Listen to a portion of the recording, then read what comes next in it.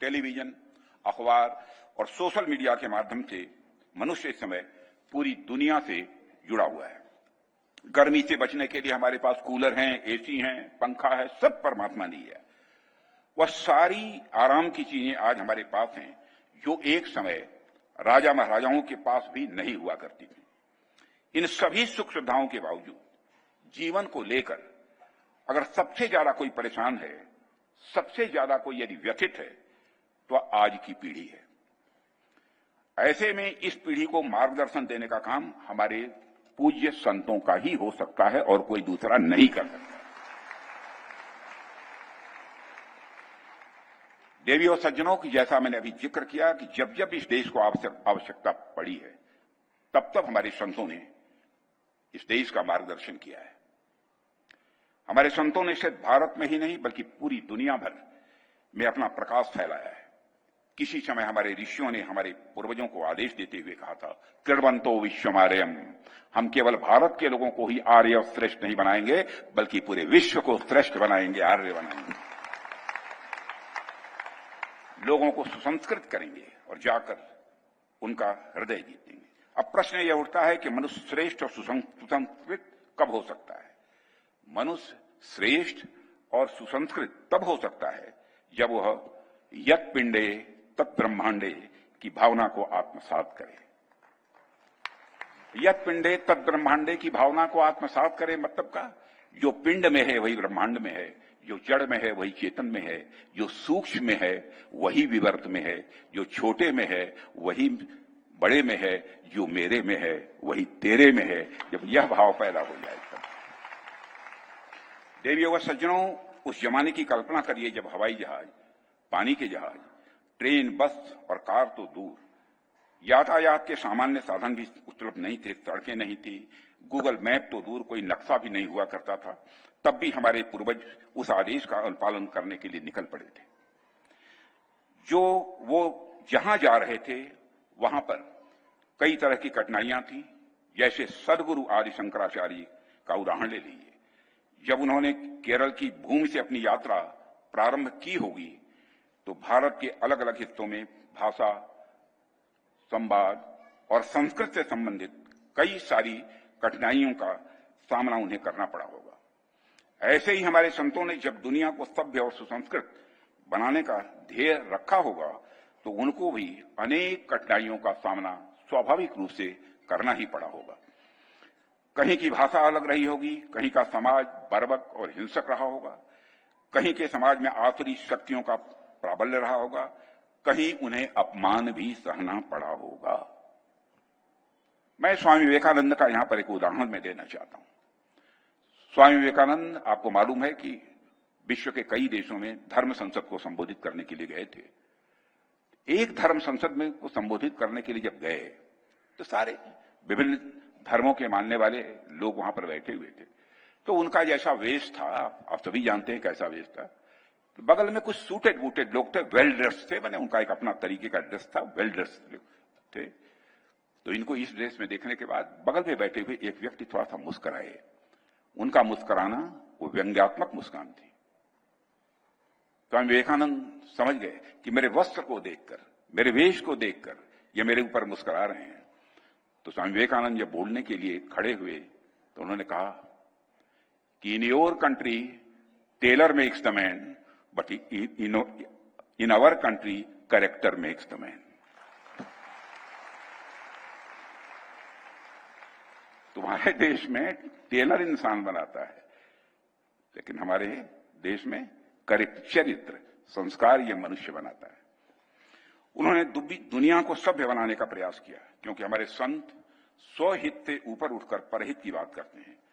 और इस सत्संग यात्रा के माध्यम से पूज्य सुधांशु जी महाराज जी उसी मार्गदर्शक की भूमिका आज निभा रहे हैं। देवियों व सज्जनों, महाराज जी वही कर रहे हैं जो इस युग की आवश्यकता है। महाराज जी वही कर रहे हैं जो इस युग की आवश्यकता है। और मैं एक बड़ी दिलचस्प बात महाराज जी के सत्संग में देखता हूं। महाराज जी के प्रवचन की एक अद्भुत शैली है। आपका तरीका मन को इतना मोहने वाला है कि बच्चों से लेकर बूढ़े तक पढ़े लिखे से लेकर कम पढ़े लिखे तक हर आयु और वर्ग के लोग आपकी बात को बेहद आसानी से समझ सकते हैं। आज भी बोलते हुए मैंने आपको सुना है, तो मैं इसी नतीजे पर पहुंचा कि जो अब तक सुनता था वह सच था। मैं समझता हूं कि राष्ट्र में सांस्कृतिक चेतना का जागरण करने में महाराज जी जैसे संतों का योगदान बहुत ही महत्वपूर्ण होने वाला है। ये पहले भी प्रासंगिक थे, आज भी प्रासंगिक हैं और ये भविष्य में भी प्रासंगिक रहेंगे। साथियों, एक रक्षा मंत्री के रूप में भी मैं कुछ बातें आपसे साझा करना चाहूंगा। किसी भी राष्ट्र का अपना एक भौतिक स्वरूप होता है। भौतिक स्वरूप के अंतर्गत किसी राष्ट्र की भूमि होती है, उसकी सीमाएं होती हैं, उसमें रहने वाले लोग आते हैं। तो वहीं दूसरी तरफ राष्ट्र का एक अपना आत्मिक स्वरूप भी होता है, जिसके अंतर्गत राष्ट्र की संस्कृति, उसके विचार और उसके मूल्य आते हैं। एक राष्ट्र के रूप में भारत के भौतिक स्वरूप की सुरक्षा हमारे वीर सैनिकों ने हमेशा की है। तो वहीं पर दूसरी तरफ भारत के आध्यात्मिक स्वरूप की रक्षा हमारे ऋषियों और मनीषियों ने की है। जहां एक तरफ हमारे सैनिक रणभूमि में लड़ते हैं, वहीं दूसरी तरफ हमारे संत जीवन भूमि में लड़ते हैं। साथियों, एक रक्षा मंत्री के रूप में मेरा दायित्व है कि मैं अपने सैनिकों के साथ मिलकर देश की सीमाओं की सुरक्षा सुनिश्चित करूं। और मेरा यह दायित्व है कि अपनी सेना के साथ मिलकर देश के ऊपर आंख उठाने वालों को मुंहतोड़ जवाब दूं।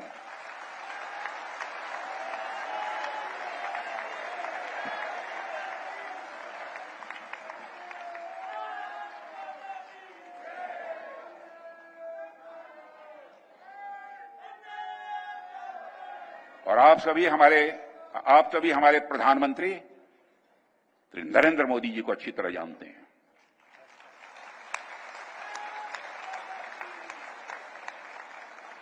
उनकी कार्यशैली से भी अच्छी तरह परिचित हैं, उनकी दृढ़ता से भी अच्छी तरह परिचित हैं।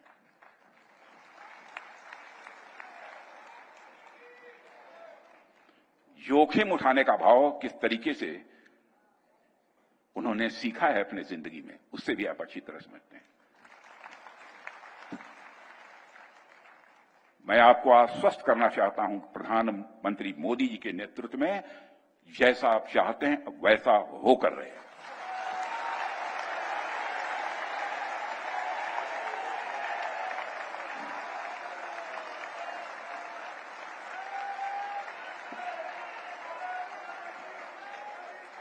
देवियों व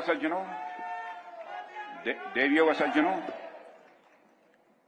जैसे हम सभी राष्ट्र के शरीर की रक्षा करते हैं, ठीक उसी प्रकार महाराज जी जैसे संत और अन्य संत भी जो हमारे बैठे हैं, वह राष्ट्र की आत्मा की रक्षा करते हैं। सुधांशु जी महाराज जैसे संतों ने हमें बताया और यह करके दिखाया कि राष्ट्र की आत्मा की रक्षा तभी संभव है जब हम सब अपनी संस्कृति, अपने मूल्यों और साथ ही अध्यात्म से जुड़े रहें, तभी संभव है। भारत की शक्ति केवल उसकी सैन्य शक्ति में नहीं, बल्कि उसकी संस्कृति और अध्यात्म में भी है। फिर से मैं दोहराना चाहता हूं, ध्यान से सुन लीजिए। भारत की शक्ति केवल उसकी सैन्य शक्ति में ही नहीं, बल्कि उसकी संस्कृति और अध्यात्म में भी है।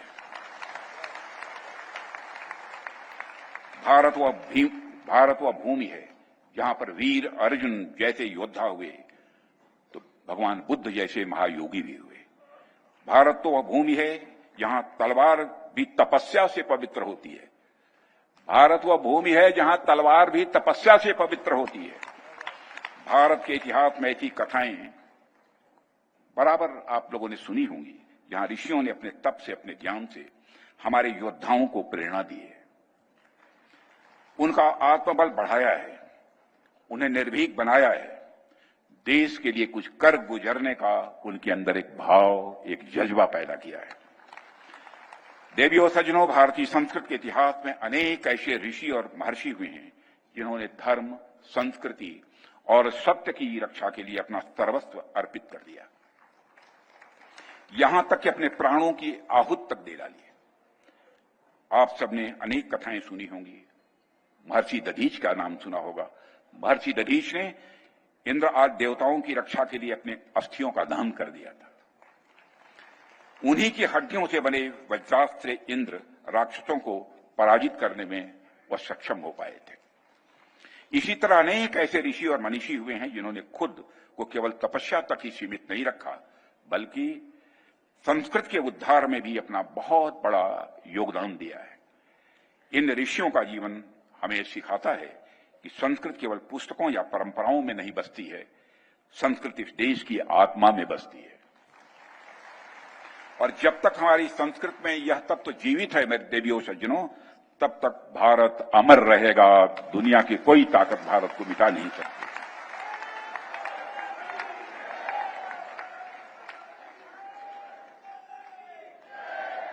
देवियों व सज्जनों, भारत के संतों की भूमिका, देवियों व सज्जनों, भारत के संतों की भूमिका समाज के हर क्षेत्र तक फैली हुई है। मैं जब यहां पर आ रहा था तो मैंने महाराज जी के द्वारा किए जा रहे कार्यों के बारे में कोई मुझे बतला रहा था। मुझे जानकर बेहद खुशी हुई है कि महाराज जी ने और उनके अनुयायियों ने आध्यात्मिकता की एक नई परिभाषा गढ़ी है। बड़े मन से यानी आध्यात्मिक भाव से अपने समाज के वंचित लोगों के उत्थान के लिए भी लगातार प्रयास किया है और आगे और बढ़ चढ़कर प्रयास करने जा रहे हैं। समाज के एक बड़े तबके तक शिक्षा और स्वास्थ्य सुविधाएं पहुंचाने की दिशा में आप जो महत्वपूर्ण कार्य कर रहे हैं और करने जा रहे हैं, उसकी जितनी भी सराहना की जाए वह कम है। देवियों सज्जनों, इस देश के संतों ने हमेशा ऐसी ही भूमिका निभाई है।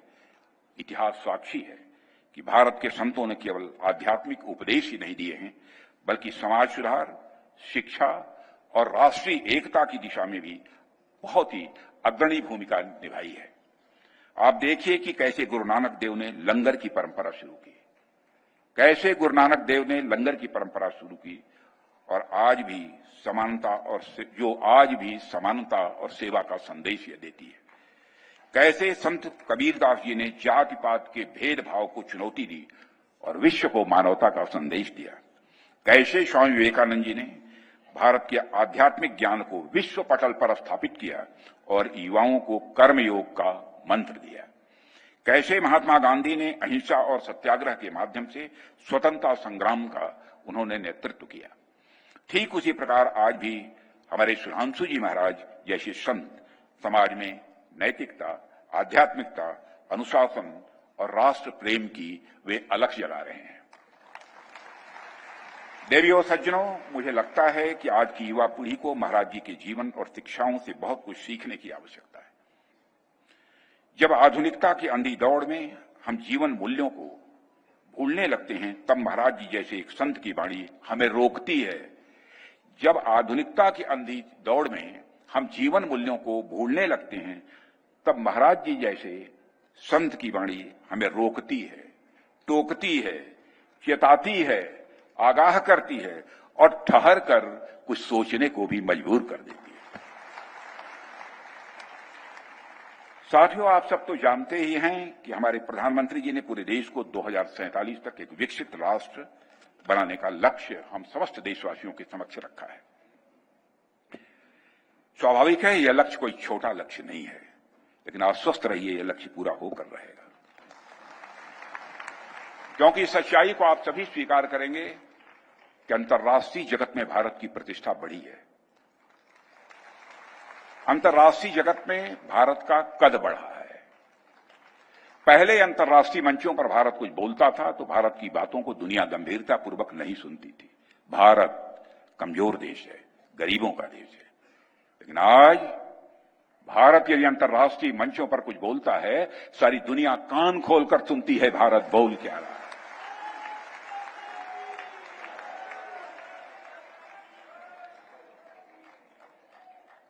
जो भारत दुनिया की नजरों में गरीब हुआ करता था, जो भारत दुनिया की नजरों में गरीब हुआ करता था, आज 2014 में जो हमारा भारत धन दौलत के मामले में दुनिया के देशों में 11वें स्थान पर खड़ा था, आज वह जंप लेकर 5वें स्थान पर आ गया। और सुन लीजिए, 2 साल समाप्त होते होते यानी 2027 आते आते हमारा भारत धन दौलत के मामले में दुनिया की टॉप 3 कंट्रीज में आकर खड़ा हो गया।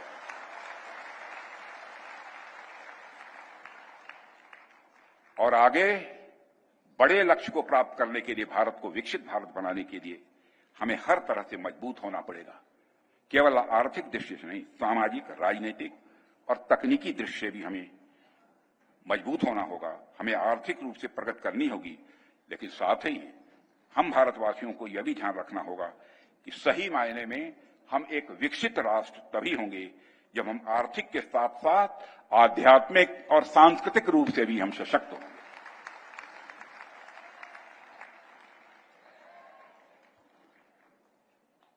धनाद धर्म तथा सुखम, धन और धर्म दोनों के समन्वय से ही सुख की प्राप्ति हो सकती है। हमारे यहां तो कहा गया है धनाद धर्म तथा सुखम, अर्थात धन से धर्म और धर्म से सुख की प्राप्ति होती है। जहां धन और धर्म दोनों होता है वहीं सुख होता है। जहां केवल धन होता है वहां सुख की प्राप्ति नहीं हो सकती। सही मायनों में एक विकसित राष्ट्र वही होता है जहां आर्थिक के साथ साथ आध्यात्मिक दोनों विकास हो, जहां आध्यात्मिकता और आधुनिकता के बीच एक तालमेल हो। हमारा भारत किसी समय विश्व गुरु था तो वह इसलिए था क्योंकि हमारे पास अर्थ और अध्यात्म का एक अद्भुत समन्वय था। भारत एक समय सोने की चिड़िया कहा जाता था।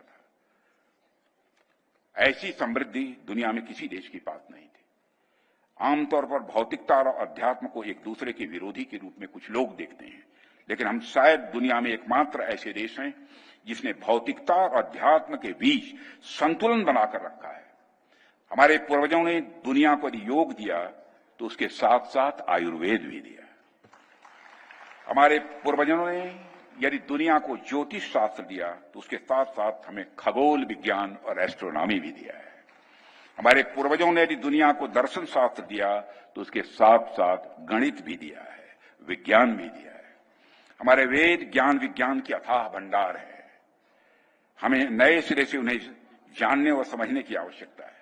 मुझे याद है कि जब मैं उत्तर प्रदेश का शिक्षा मंत्री था तो उस दौरान विद्यार्थियों के अंदर वैदिक गणित के प्रति दिलचस्पी बढ़ाने के लिए 2 प्रश्न वैदिक पद्धति से हल करना यह अनिवार्य मैंने किया था और संस्कृत का एक प्रश्न पत्र भी अनिवार्य किया था।